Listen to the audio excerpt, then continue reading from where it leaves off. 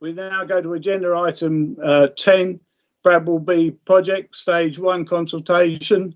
Chairman. Councillor Channer, you're leaving the meeting? Yes, can Tara confirm that I'm hanging up now? Yes, Chairman, I can confirm that Councillor Mrs. Channer has now left the meeting. Oh, she's still on my screen. She must have frozen. Chairman, right. Chairman, I also have a non-pecuniary interest, as I already declared. Thank you. I will be remaining. In a moment, I will call on the Leader of the Council to present this item. A reminder that if you wish to speak on this item, please make this known by using the chat function within this meeting. I will then come to you in turn following the Leader of the Council's presentation. Please keep your points clear and succinct. Leader. Thank you, Chairman. Before I hand over to the officers, can I thank Georgina Button and Gavin Kingsnorth and their teams for the enormous amount of work that's gone into this. We've had a lot of push for Bradwell B to meet deadlines. I know that they've been extended because of the health emergency, but nevertheless, they have got this report together. It's a great tribute to everybody that's made a contribution, and not least of all the officers from Essex County Council, as it's a joint report. So, Chairman, with that, I'll defer to the Director of Strategy, Yes. SPG, Strategy, Performance and Governance. Thank you very much. Thank you, Chairman. Thank you, Leader.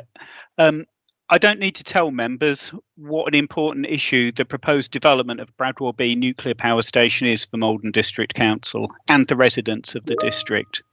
Given the importance of this issue, I've asked officers to present some further detail on the report, which they'll be doing following my introduction. This report seeks endorsement to a recommended response to the Stage 1 consultation relating to the proposed Bradwell B power station proposals, as set out in the appendices of this report. The Joint Member Bradwell Board made a recommendation that a joint consultation response be provided, representing the views of both Maldon District Council and Essex County Council. And the board also endorsed the specific response now recommended to Council. The joint response has also been considered by the corporate governance the Council's Bradwell B Power Station Working Group. Accordingly, following collaborative work between each authority, the recommended joint response is before Council for its approval. Before handing over to officers, though, I wanted to highlight the context of the consultation. Maldon District Council are a consultee in this process, and as such will not be determining the outcome of the application process. The proposed development of the Bradwell B nuclear power station is considered a nationally significant infrastructure project. Nationally significant infrastructure projects are covered by the Planning Act 2008, which advises the Secretary of State that any decision starts with relevant national planning policies. This is different to the legislative basis for planning applications under the Town and Country Planning Act 1990, which starts on the basis that decisions are made in accordance with the development plan. National policy documents therefore provide the key basis for decision making on planning applications for development consent orders for nuclear power stations. And these national policies are the overarching National Policy Statement for Energy, July 2011, and the National Policy Statement for Nuclear Power Generation, July 2011, MPS EN6. MPS EN6 explains that there is an urgent need for nuclear power stations and that nuclear power forms an important element of the strategy towards achieving a more decarbonised, secure and diversified electricity sector by 2050. It also identifies Bradwell B as one of the 8 potentially suitable sites for a nuclear power station in England and Wales before the end of 2025. MPSN EN1 confirms that all planning applications for nuclear power stations shall be assessed on the basis that the government has demonstrated that there is a need for this infrastructure. Maldon District Council's local development plan, adopted in July 2017, has only one policy in reference to a new nuclear power station, Policy D4 states that the Council will strongly support the principle of the development of new nuclear power station at Bradwell-on-Sea. This is the policy context in which the consultation response has been developed. Not on the principle of whether there should be a development, as that's already established in national policy, but on the basis of commenting on the proposals that have been brought forward. In developing the consultation response, officers have looked to provide responses that seek to maximise the socio-economic benefits of the project and minimise the negative impact of the proposals. The response is based on the consultation document provided by BRB as part of the public consultation. The level of detail in the consultation document has meant that the response is necessarily high level, often pointing out where additional information will be required, highlighting particular sensitivities and areas requiring significant further work. This consultation is stage 1 of a 2-stage consultation process, and more detail will be provided at stage 2, and that will be the formal statutory element of the consultation as part of the DCO process. I'll now hand over to Georgina Button and Gavin Kingsnorth, who will provide further details on the response itself. Georgina.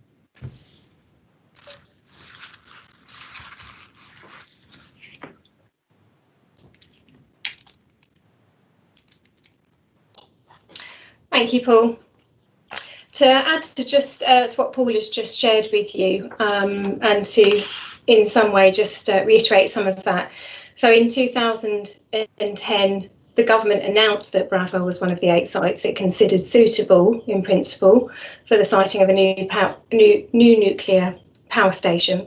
And as Paul said, within the local development plan, it does state in policy D4, renewable and low carbon energy generation, that there is support from the council in principle.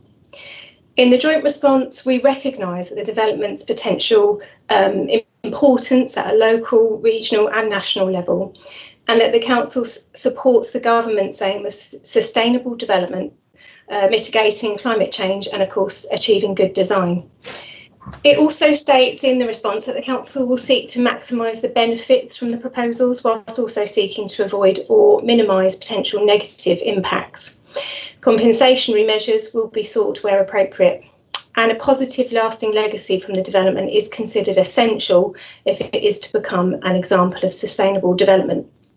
To progress this work, the council has commenced the development plan document to address the development needs potentially arising from the Bradwell B development.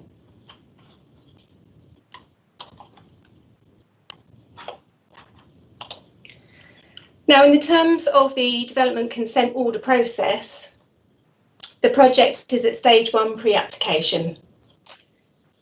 It's a non-statutory public consultation, which, as you can see, is taking place this year. It's the first stage of a 2-stage process of pre-application consultation, as Paul has already said.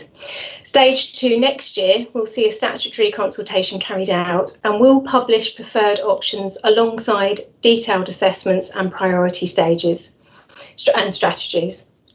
After the pre-application consultation, BRB will then decide whether to proceed and submit the development consent application to the Planning Inspectorate. At this point, unresolved issues can be raised through representatives to the Planning Inspectorate, and at this point the Council will be required to submit a local impact report.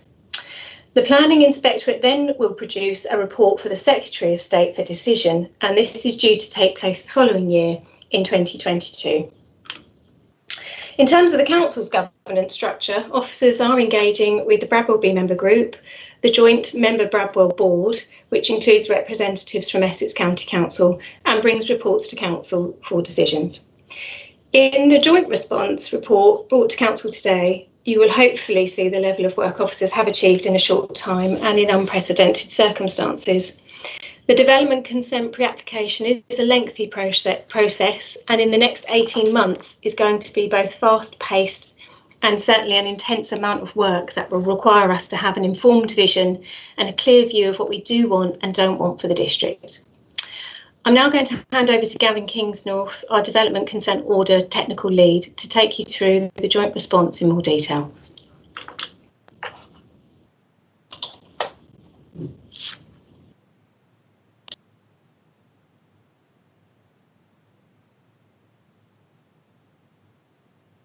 Thank you, Georgina, and good afternoon, members. If I just commence the presentation. The report now before Council summarises the proposals that are the subject of the current Stage 1 consultation, and I now plan to take you through key components of the proposal.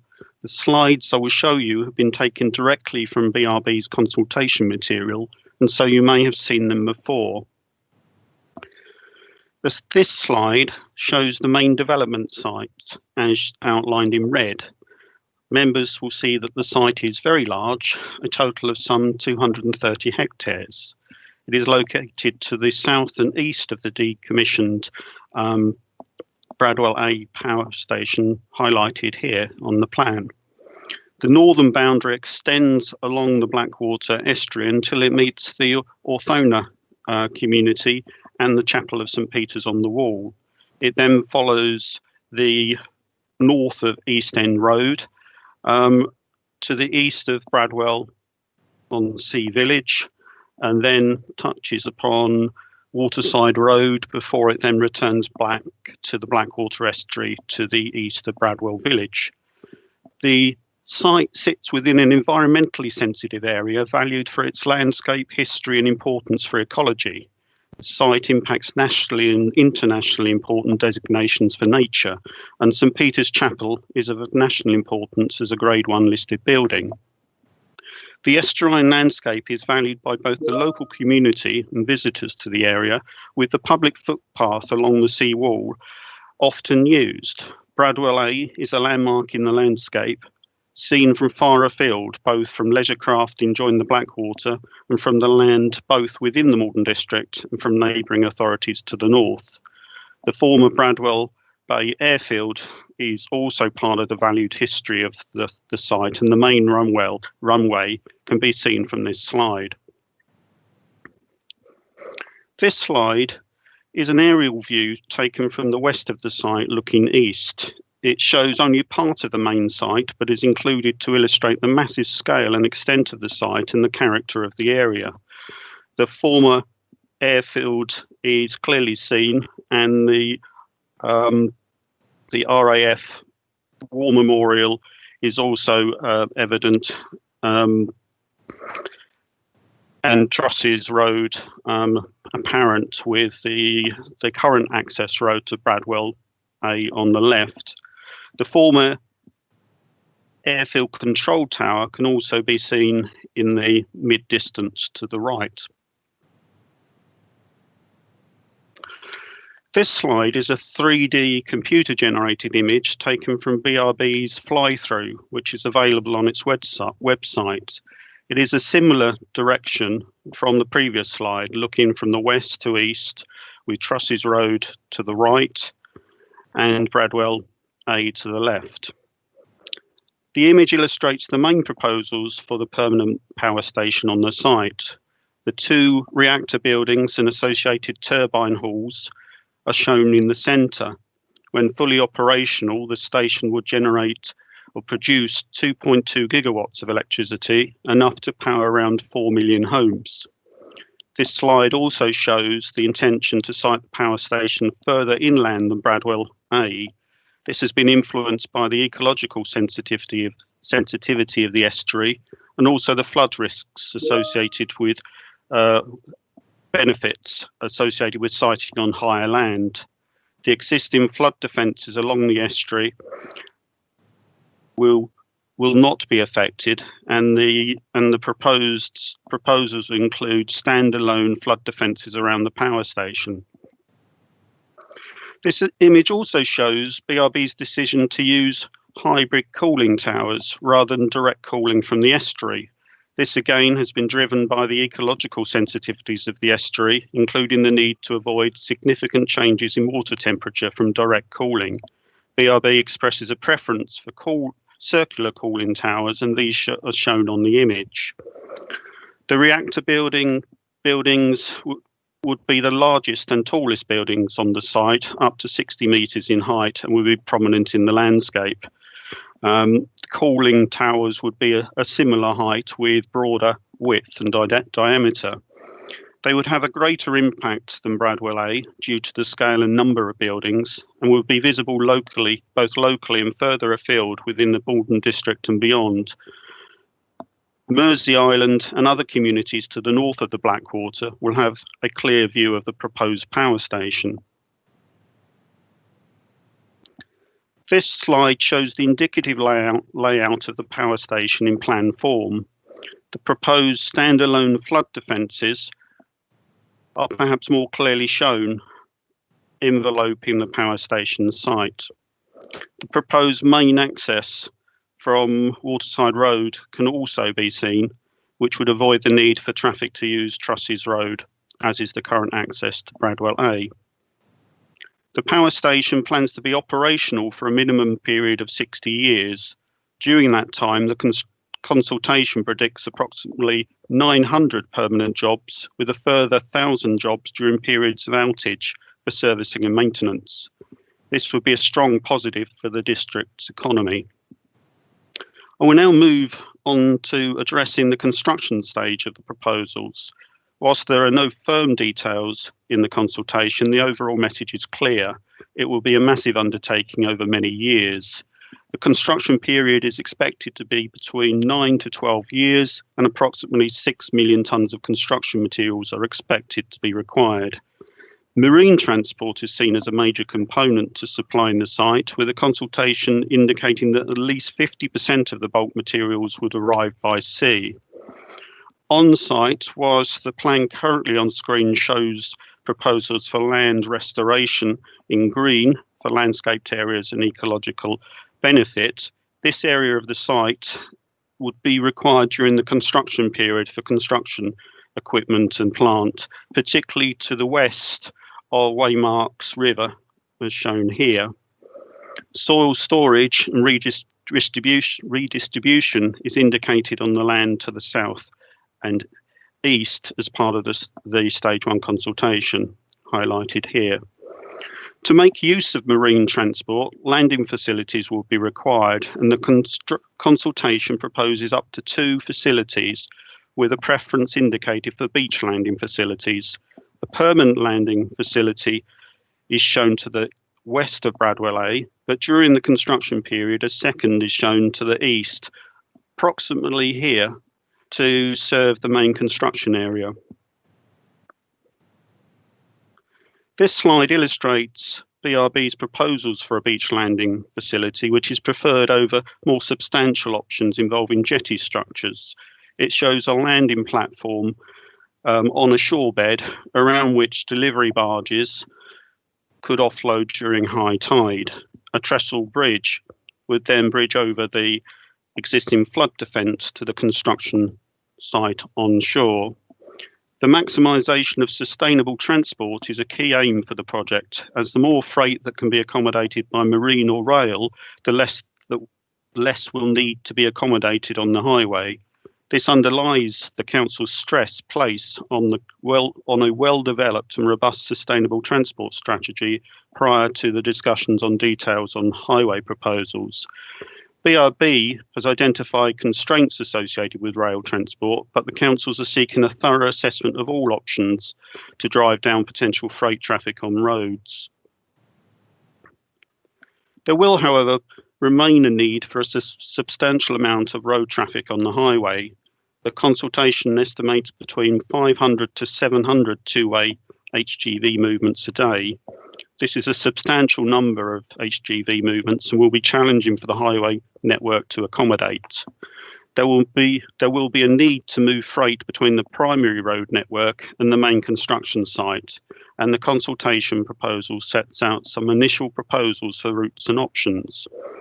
During the early works stage of the proposals, which is normally within the first 3 years, and when major improvements would not have been carried out on the highway, there is a proposal for a HGV route travelling via the A12 and the 414, the B1018, 1018, and then travelling eastwards to the site.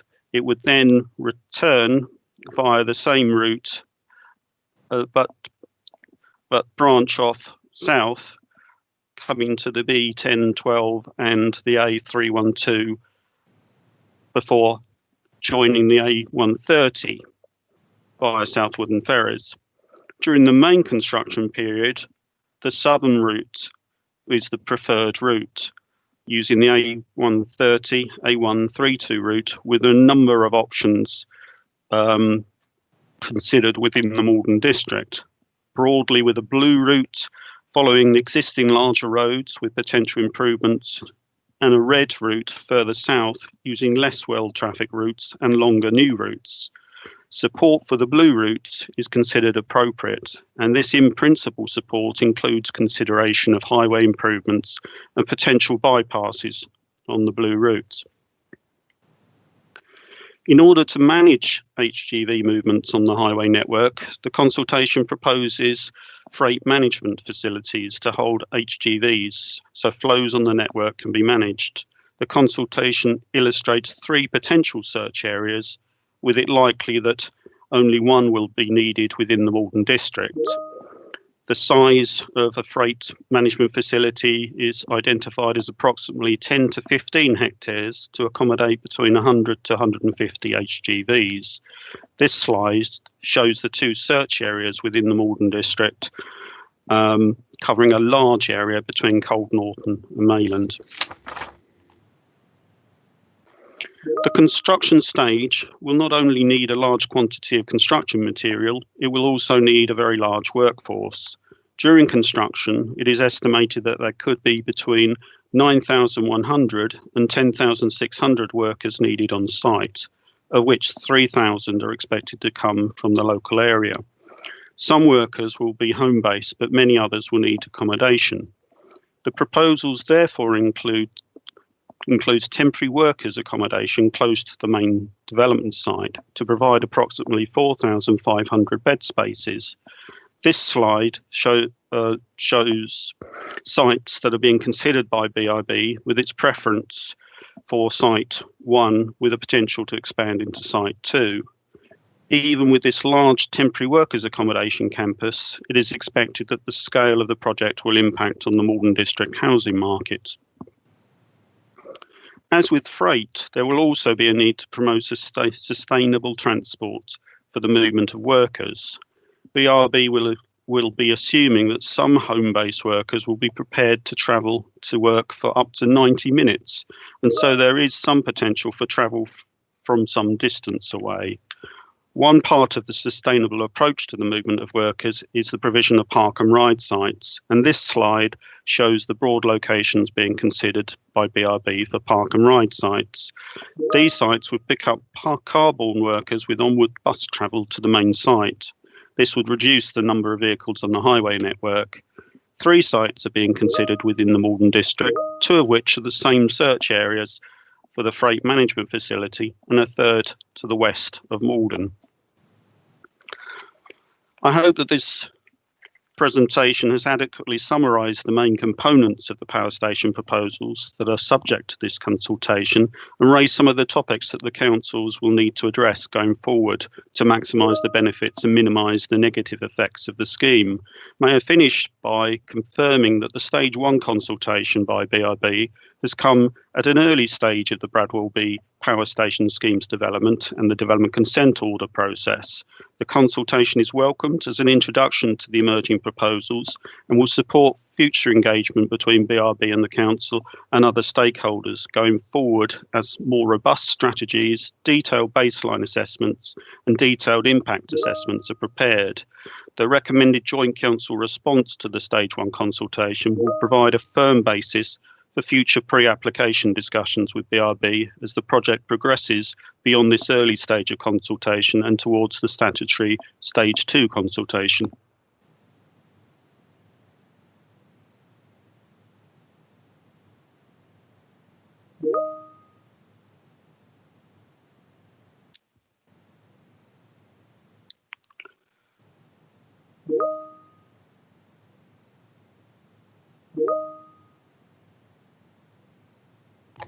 You need to unmute yourself, Bob. Bob, you're muted. I thought there was only you and me here, Nick.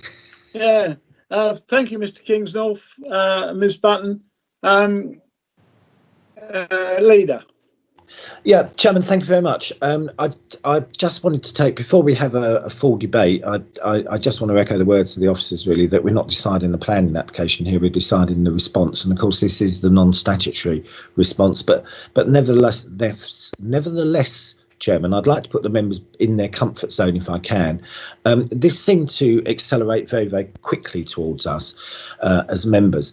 So I would propose, Chairman, that we add another recommendation Roman 3, that members are regularly consulted with at the start of the DCO stage 2 consultation process, which is the statutory consultation. And I believe that members should be involved right at the beginning of this so that we can understand and see what is in the statutory consultation. Otherwise, Chairman, to start the debate, I would propose that we agree these two recommendations and the third one that I've just proposed. Thank you. Thanks very much. Tara, I don't know whether it would be helpful for members to have these recommendations up on the screen while we go through the debate. But until we make a decision on that, would you like to tell me who the first speaker should be after the leader? Yes, of course, Chairman. We can put the recommendations up if you want. That's no problem. The first speaker is Councillor Swain, Chairman. Thank you. Thank you. Councillor Swain. Thank you, Chairman. Various comments. Firstly, initially, Mr. Dodson mentioned that it was a joint thing with Malden District and County Council.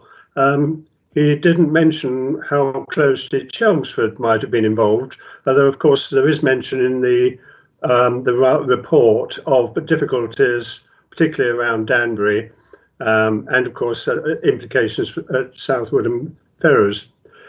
As a general point, I'm concerned that some of the wording of the report tends to confuse statements that are effectively made by BRB, or which are, should we say, government statements, with what the council's comments are on the situation. They tend to get confused. On a specific point about the 90-minute radius for people travelling to this site, I think it grossly underestimates traffic problems at that 90-minute radius. And therefore, I think it overestimates the willingness of people to drive for that time. The implication, of course, is that a much larger encampment may be required and greater pressure on local housing. One could foresee that a lot of residents might well decide to move and rent their houses out to people working at the site. One cannot be impressed when reading the documentation by the officers that have gone into this, how destructive and devastating the traffic will be on the road network, damage to infrastructure, as well as impact on communities and on the environment, as well as further afield. To my mind, this is symptomatic of the lack of groundwork that's been done on this project and should have been done at a much earlier stage. There are very many requirements for information, modelling and so on in the report, which if they had been done earlier, might have not led to Bradwell being picked on as a site at all.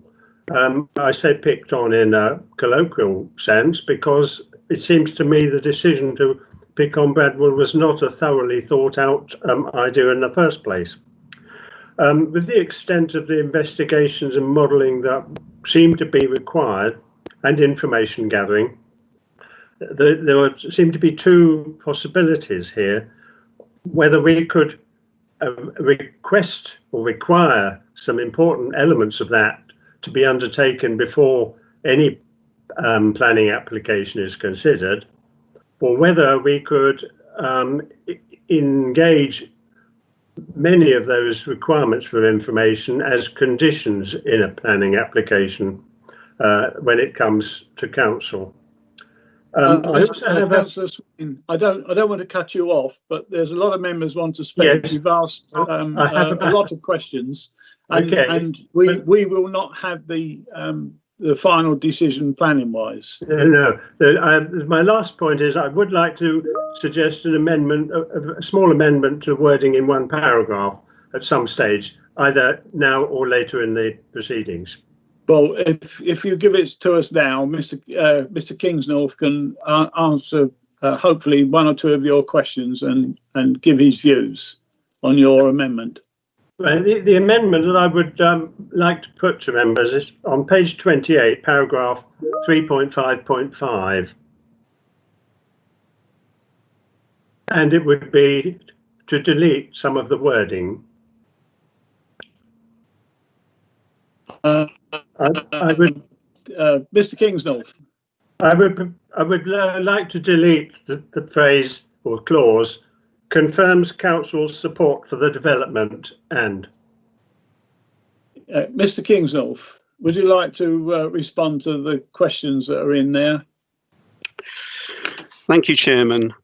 I think one of the issues was raised about the 90 minutes travel time, and I think I'd try to make it clear that that would be an outside limit that's assumed for construction workers, and it's based on construction workers' willingness to travel to work, but it isn't assuming that everybody at that distance would want to travel to that work. The BRB is going to have a gravity model, which effectively, the closer you get to the site, the more likely they believe people would travel to the site. So for home workers that may well be living 90 minutes away, there's assumption that some of them may well travel to site.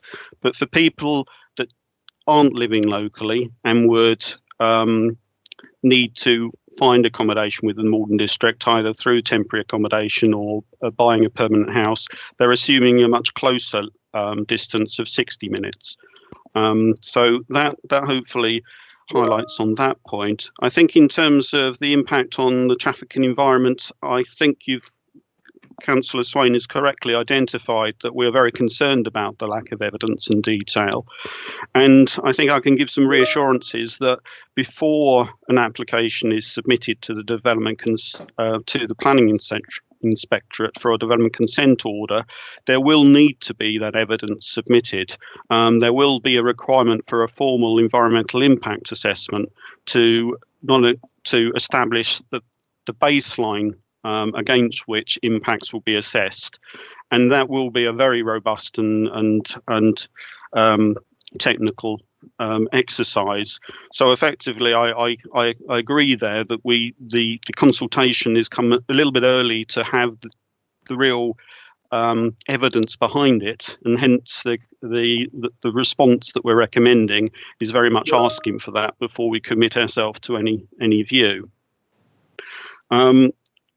On the specifics of the paragraph, I'm struggling to find that. I think from the reference, is that a reference in the Appendix A, and therefore, be useful to provide some context, because I think some of the wording might not be significant, but in saying there's in principle support, I just haven't been able to review that section, so perhaps I could come back to it later.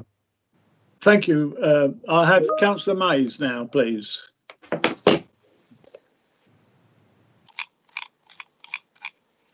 Chairman, I did ask if there was what the impact would be before Councillor Mays. Well, I'm sorry, I've just got the list of names in front of me. I'll put you on the list. I'll give way. Councillor Mays. Yes, good afternoon, Mr. Chairman. My question is actually around the decommissioning of the development, what the afterlife is of the decommissioned reactor in 60 years' time, and how much additional time on top of that the site will actually take to decommission. So we're not just looking at the building of it and then its life and then its afterlife, and none of that seems to have been addressed either in any of the documents that I've seen.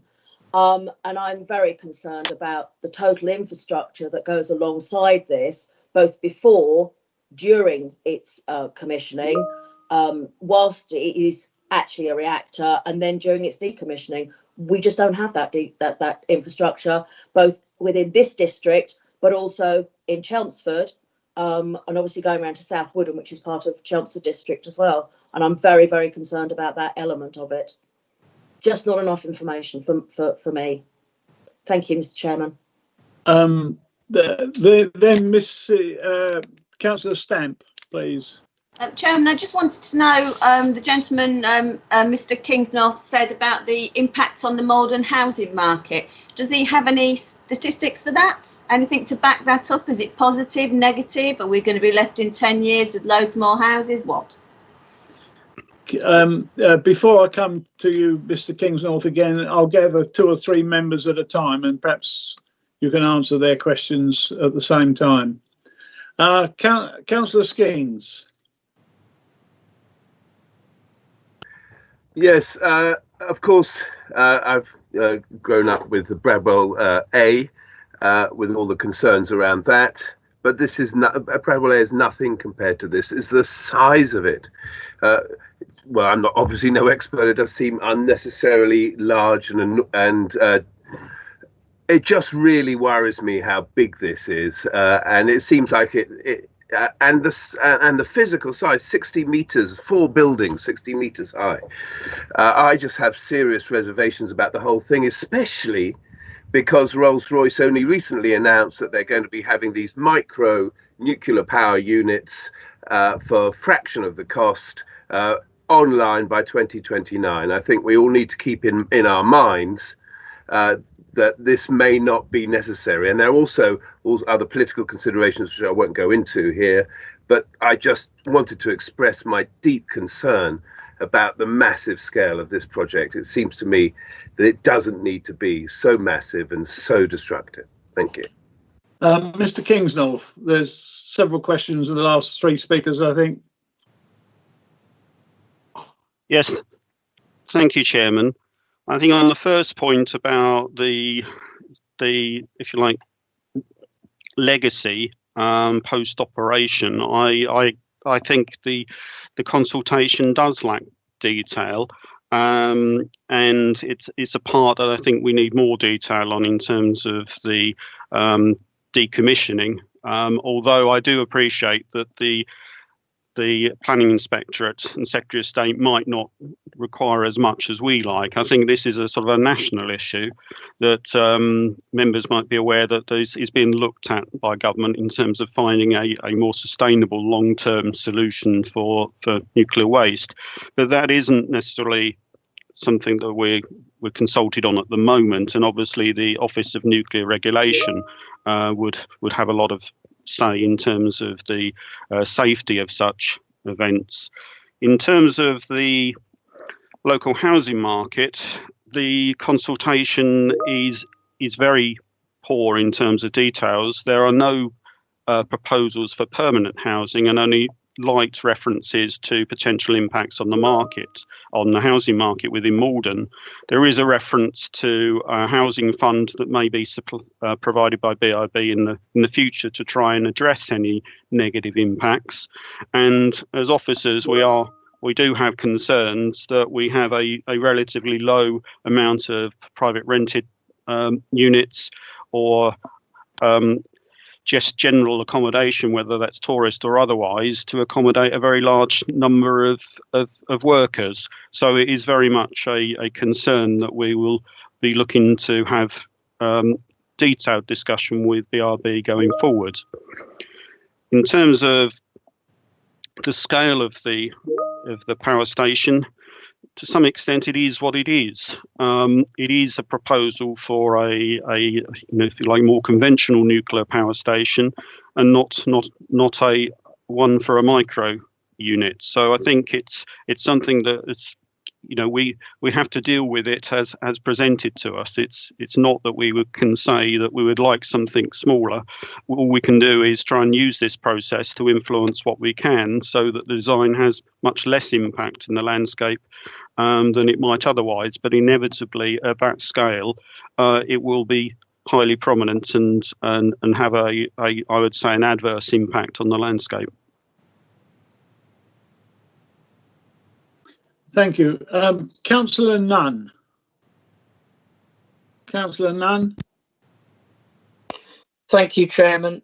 Yes, in looking at the power station in the round, I'm conscious of the potential economic advantages of this development. But as we've heard from the presentation, we're looking at a 60-year legacy. When we say a 60-year legacy, even after that duration, it's my view that some of that legacy will be irreversible. So in looking at the current proposals at this current stage, there are 4 issues that I'd like to raise, please, Chairman. The first is that I feel, and I'm not alone here because I've had this raised by some of some of the electorate in my ward, that there is a feeling of undue haste about this, both in terms of members and member involvement and member consultation, but particularly about public consultation. And I'm concerned that the current lockdown and the current emergency situation that we find ourselves in has had a detrimental impact on meaningful consultation. That's the first issue. The second issue is that I'm concerned about the changing economic relationship across the world as a result of the current emergency, and how that may or may not impact on our partnerships in developing Bradwell B. The third issue is the impact on infrastructure. And when you look at the changes that are being proposed to the road system, to lorry parks, to car parks, to train system, these are irreversible changes. And the fourth and final issue, and you won't be surprised to hear me saying this, Chairman, is the impact on our unique environmental and historical context of the Dengie Peninsula, and particularly Bradwell, which has an amazing story that starts during the Roman period and goes right through, as we've heard, to the Second World War. So they're the 4 areas of concern that I wanted to raise this afternoon. Thank you. Councillor Shaughnessy.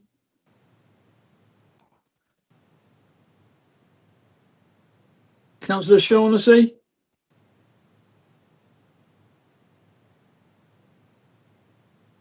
Sorry, Chairman, I was unmuted. Sorry, apologies.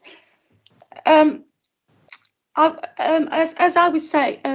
started to say, I agree with all the points that councillors have made so far, and indeed Councillor Nunn has gone before me in talking about this consultation period, which is of huge concern that it's about to stop in a couple of weeks' time, potentially, when the public haven't had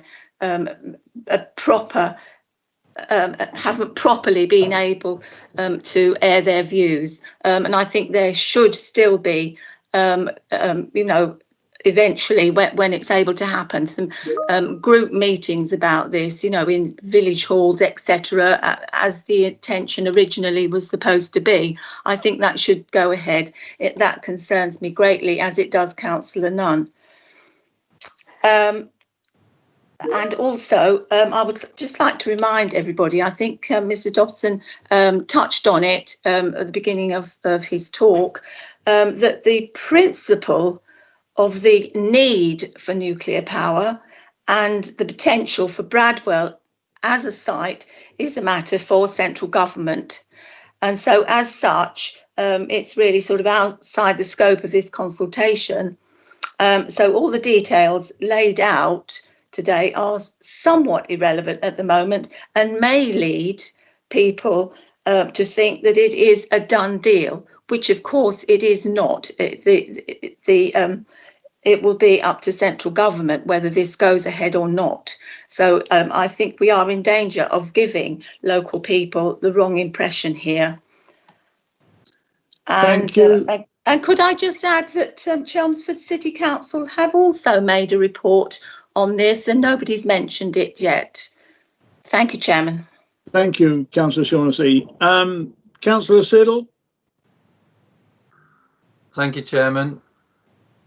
I'd just like to back up what some of the other councillors have said.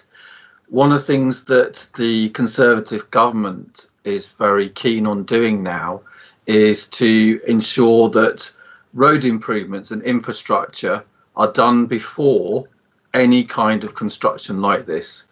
So I believe that we need to push for that and ensure that we get that infrastructure before any spades are put in the ground. One of the things that's been in the press recently is about the potential new train line that's linking Malden to Witham. My view is if we are going to have park and ride as part of this proposal, we should try and look at ensuring that park and ride is developed within Malden, so we can then run a shuttle bus service and use that facility to the train station at Hatfield, Peveril or Witham. So we are immediately getting benefits to this. Again, I'm with Councillor Skeens. This is outdated technology. Rolls-Royce have been announcing these small nuclear plants. We need to ensure that we get the message across that hopefully the government will review some of this and come up with the right proposals. What I'd also like to do is to thank Georgina Button and her team for all the great work that they've done in producing these documents and producing these reports. Thank you. Thank you. Mr. Kingsnorth, Ms. Button, do you want to comment on the last few speakers at all? Yeah, if I could just go first and respond to the question in relation to how the consultation has been carried out. Rightly so, you had the same concerns as we did, and we pointed it out when the coronavirus pandemic started. And went to BRB and said, you know, how are you going to respond to this? Are you going to stop the consultation and pick it up at a more suitable time? How are you going to make sure that it is accessible? Bearing in mind, we signed off, the council supported the statement of community consultation, which set out their approach in how they were going to consult with the public. Now, because of the pandemic, their response was that they extended the consultation from 12 weeks to 17 weeks. And what they've done is adapt their offering. So there's obviously the telephone surgeries, which I know, you know, some people have had some good experiences and bad experiences with that. And there's also the online materials on the website and other email and printed materials, newsletters and so on that they have produced. Now, when we've questioned it and said, well, actually, you know, is that enough? Is that right? They have come back to say that the National Infrastructure Planning Association have come back and said that they recognise their efforts as positive examples of responding to the pandemic. And also, what I did was question, well, how many responses have they had thus far? How does that compare to the other consultations that they've carried out?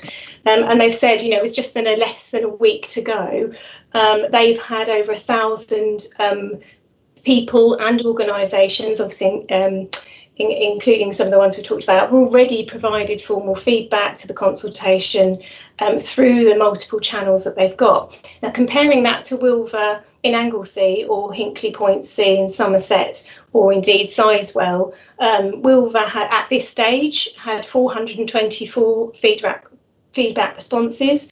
Hinkley Point C had 700. And Moorside in West Cumbria 750 and Sizewell 1,300.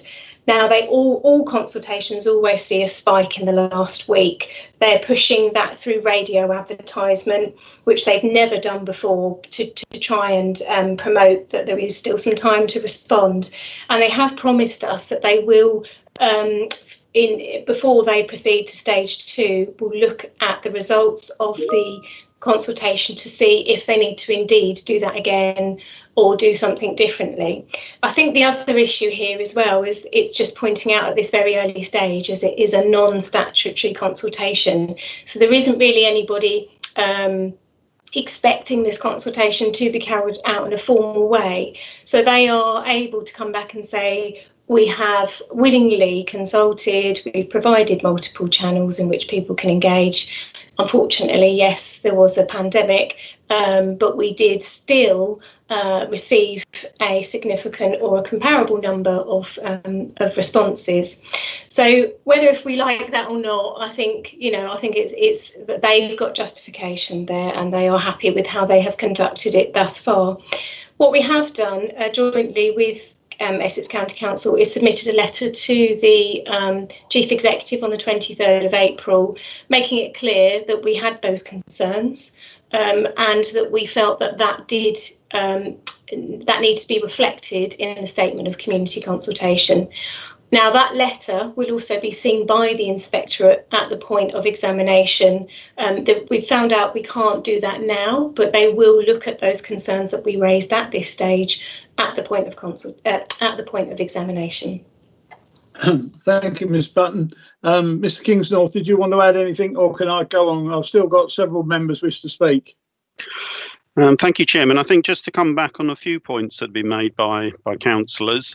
I think Councillor Siddle's comment that it would be better if the road improvements be done before construction begins. I think that is eminently sensible, but I think the technical studies will have to conclude whether or not there will be, significant harm to stop them starting. So I think that's something that I agree with the sentiment. It's just it'll come down to the technical appraisals to see what harm's caused in terms of those traffic flows, which we do not know at the moment.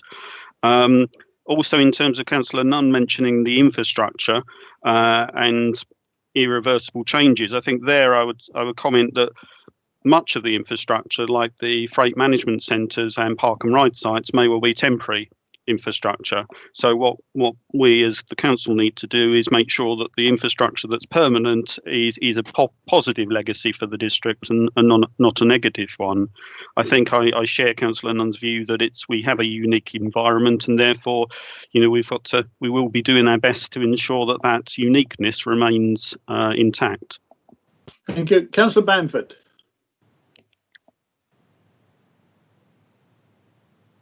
Thank you, Chair. Firstly, I just wanted to thank Gavin for the presentation, which was excellent and very informative, and for all the hard work that the other officers have done. I was on the Bradwell working group. It was one of my first virtual meetings, and I felt I didn't really put all my points across there. The emphasis was mainly on transportation.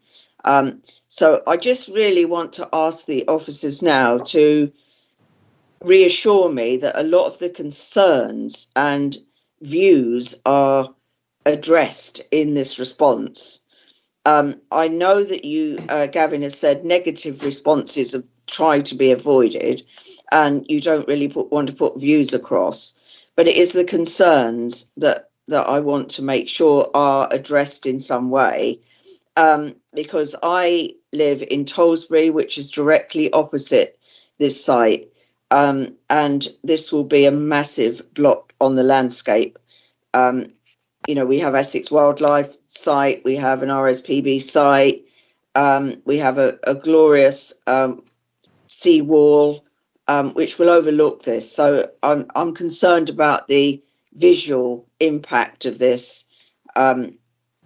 I realise, they are constructing something to meet a certain need, but does it really, really have to be this large?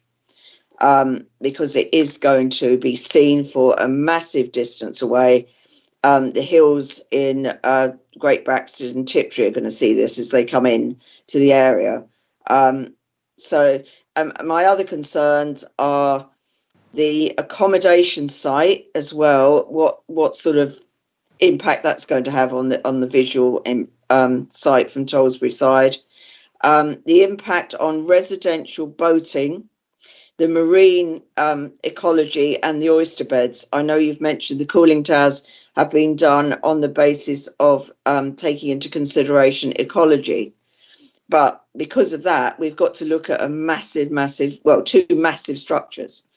So these are concerns that I want to make sure are put across in some way, and not just you saying, well, we haven't got the details, so we can't make any comments. And the heritage sites is another thing. A lot of the heritage sites are going to be badly affected by this, so I'm concerned about that too.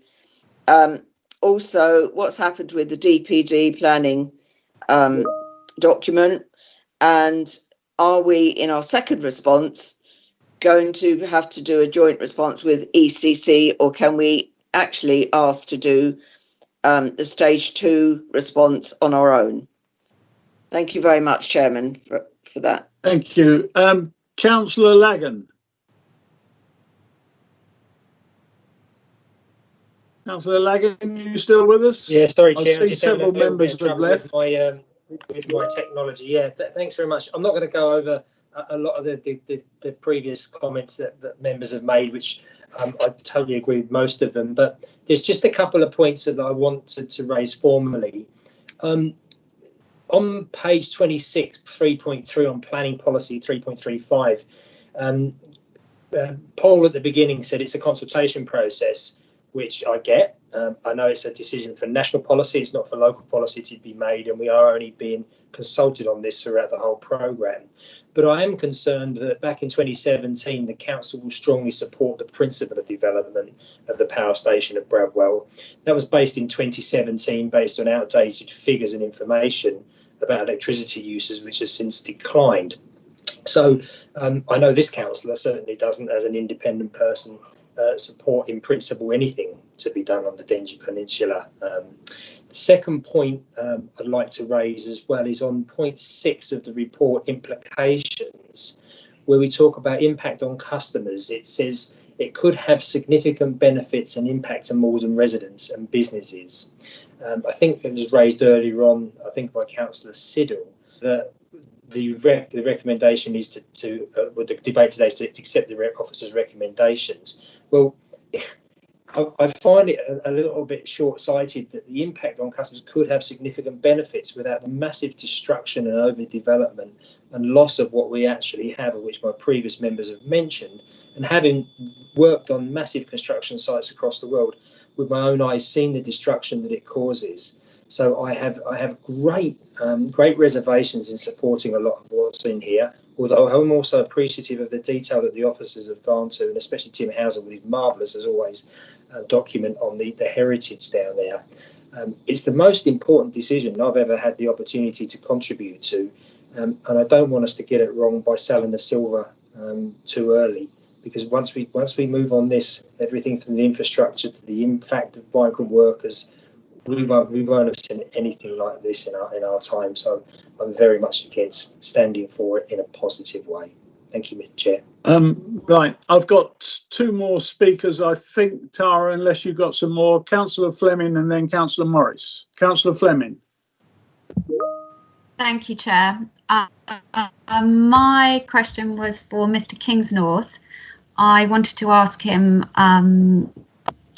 how much detail he looked into Chelmsford City Council's plans for new housing around South Woodham Ferrers when he was, preparing the consultation. That's my concern. There's an awful lot of housing going in around South Woodham. The roads are insufficient at present. I just, wanted to find out how much detail he'd looked into. Thank you. Councillor Morris, I think you're the final speaker. Then I've got notice of a recorded vote required, which is okay. Sorry, Chair. Can I? Sorry, Chair. Wait a minute. Let me finish. And a notice of an amendment to remove some words, which we'll take when I go back to the leader. Councillor Morris. I was going to request a recorded vote, so thank you for that. Councillor Langan has pretty much covered what I was going to say, but I'll make it short and sweet. It's dangerous, it's dirty, and it's awful. As Councillor Langan said, page 26, 3.3.5, the council will strongly support the principle of the development of a new nuclear power station at Bradwell C. That isn't anything that I want to be involved with. I don't support this one bit. We shouldn't be doing it. Thank you. No predetermination there then. No, we shouldn't be doing it, should we? It's not predetermination. Mr. Kingsnorth, do you want to come back with on anything the last few speakers have said before I return to Councillor Fluker? Chairman, yes, if I can just pick up on a few of the sort of questions from councillors. In terms of, if I've taken in reverse order, Councillor Fleming said, to what extent are we aware of or taken into account the proposals around Southwood and Ferrers within the Chelmsford City Council area? I can reassure Councillor Fleming that I've been involved in many discussions with Chelmsford City Council and fully aware of their consultation response at their meeting on the 6th of June. Also with Essex County Council Highways, we've been looking into the background to Southwood and Ferrers expansion, and so that development has very much been part of our minds, and recognising that there's constraints beyond the Malden district that will need to be addressed. In terms of Councillor Laggin, I think my main comment is that there will be benefits, but there will also be disadvantages or impacts that would have on the council. So it's not, it is just one of those planning things where we need to balance the positives against the negatives and come to a balanced view. And that's also the task of the planning inspectorate and the Secretary of State when it gets to them. In terms of the council's position, it is only an in principle support.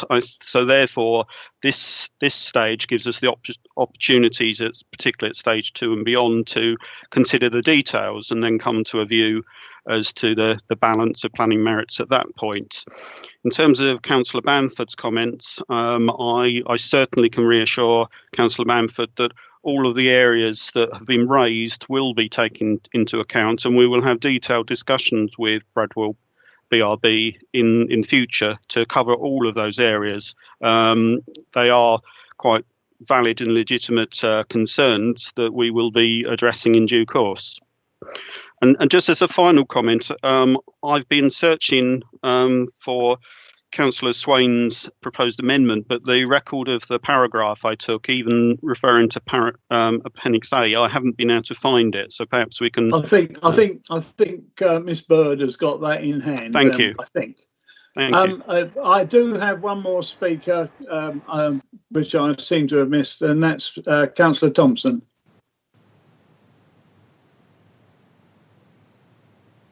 Councillor Thompson.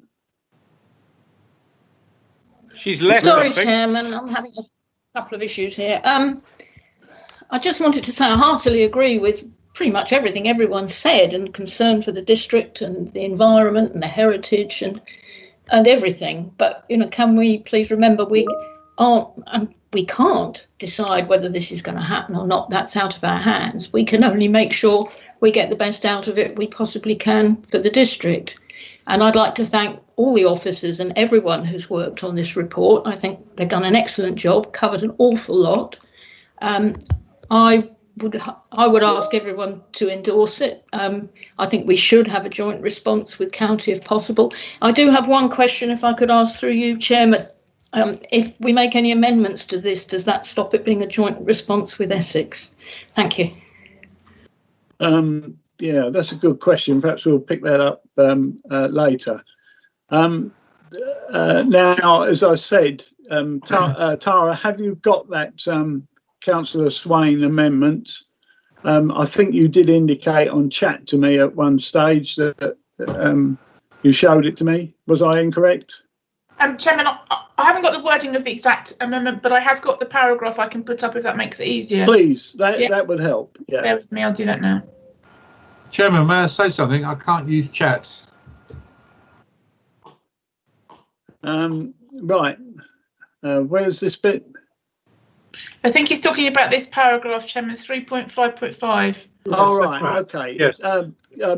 Councillor Swain, is that the paragraph you're referring to? Yes. And this is within the officer's report, Chairman, just to advise. And you're, yes, you can't actually make amendments to this because it's the officer's report. Perhaps the leader can pick up on this and we can't vote for it. Okay. Well, you can't vote on this, but perhaps the leader will be cognizant of it and take it up. Okay, can I, Chairman, say what I wanted to do? It's referring to Councillor Thompson's point, this really only affects Malden because that paragraph refers to the Malden Council, the council, singular, and it obviously refers to Malden District Council. Yeah.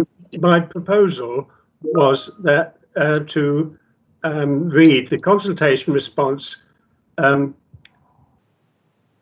Welcomes detailed discussion across a wide range of topics, and to take out the phrase confirms the council's in principle support for the development. Councillor Swain, I second that. Councillor Skeens, we cannot change by amendment officers' reports. Okay. You'll have to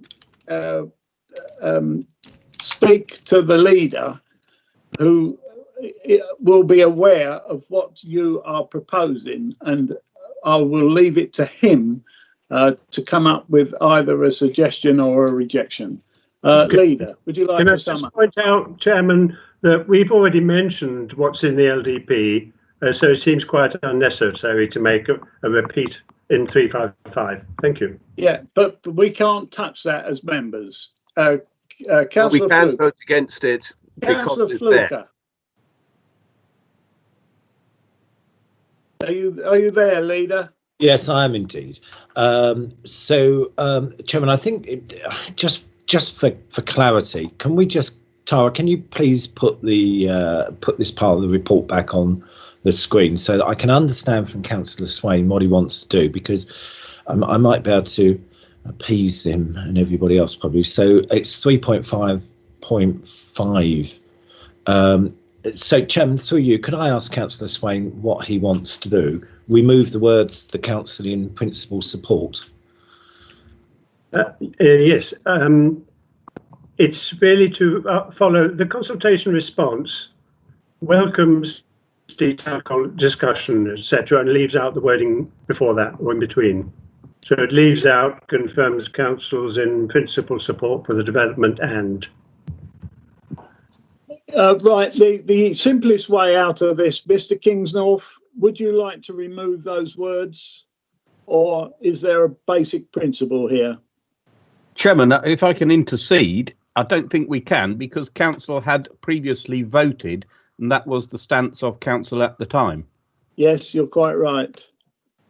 But surely this is we're now got more detail. Yeah, material difference, as it were. Leader, I'll hand it back to you, and I won't try and solve this conundrum. Well, Chairman, I can certainly understand. I can certainly understand where Councillor Swain's coming from, and indeed Councillor Skeen's concerned about this, and quite rightly too, because these comments were picked up in a previous administration, which of course they weren't on the council then. So we are saddled with the local development plan from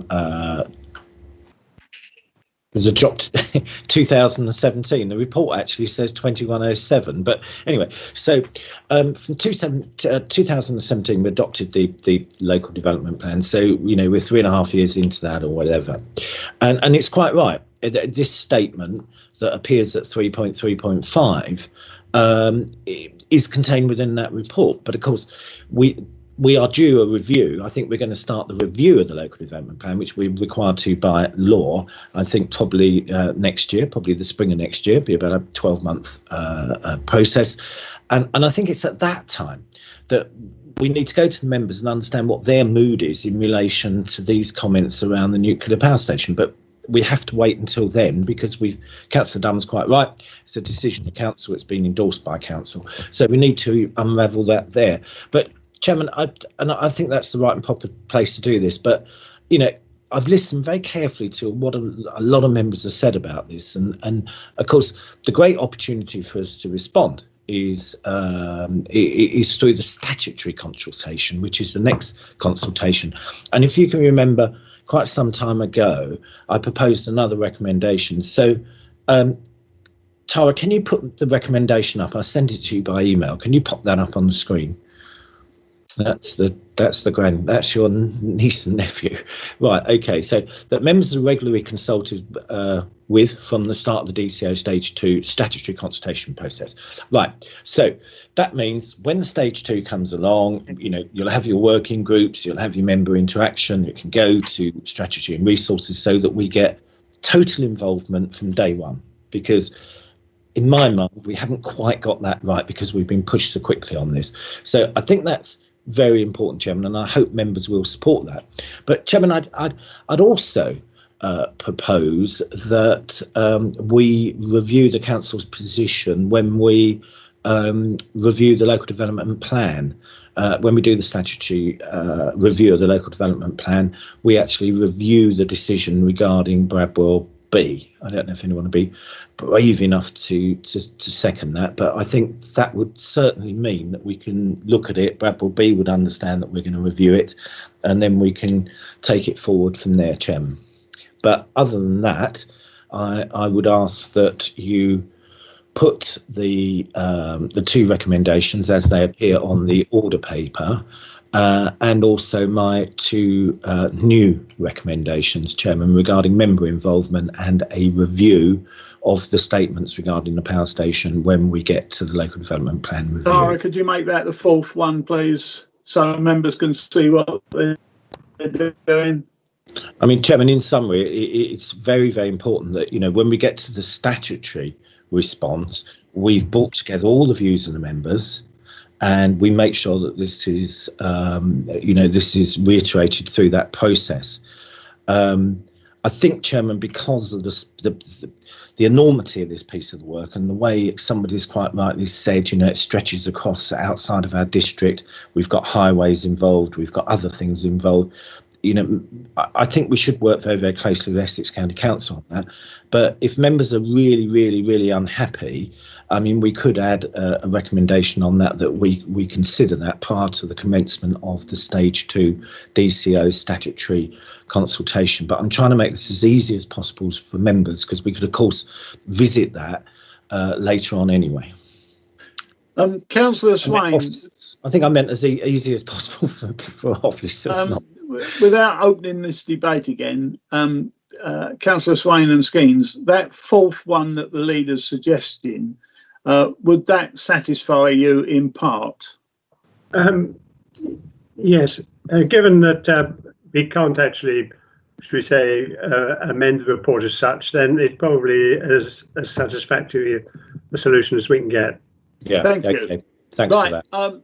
Tara, I'll then put the recommendations, all 4 of those, to the council. Will you start calling the roll, please? Chairman, can I just clarify in respect of recommendation 4? Is it right? Was statements the right word, or could we just clarify what the statements are? I think it might be policy, but I think somebody cleverer than me should answer that, and perhaps that means at least the other 30 members. I'm not sure. Not sure if it's policy or if Paul's there, he'll probably tell us. Council's position. Yes, well, the council's position. Is there somebody there? Council position sounds right to me. Paul. There we go. So let's get that quickly in there. Council's position when the local development plan is reviewed. So, okay, Chairman, over to you. Right, okay, Tara, thank you for that. Will you now call the roll? Again, it's for the recommendations, against or abstain. Yes, Chairman, of course. Members, I will call alphabetically, starting with Councillor Bamford, please.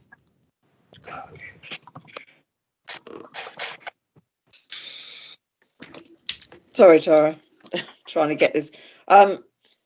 Sorry, I'm not. I just wanted to raise something which I did ask in the chat.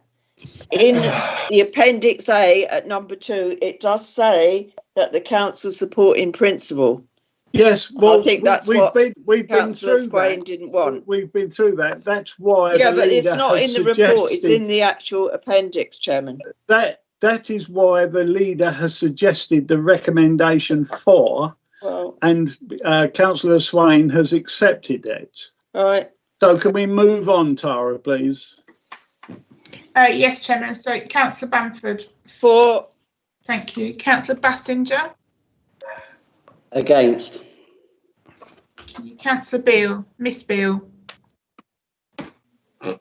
For. Councillor Did you hear that one? Yes, I got that. Thank you, Councillor Miss Beale. Here to do mine so we don't get the Sure. Bell.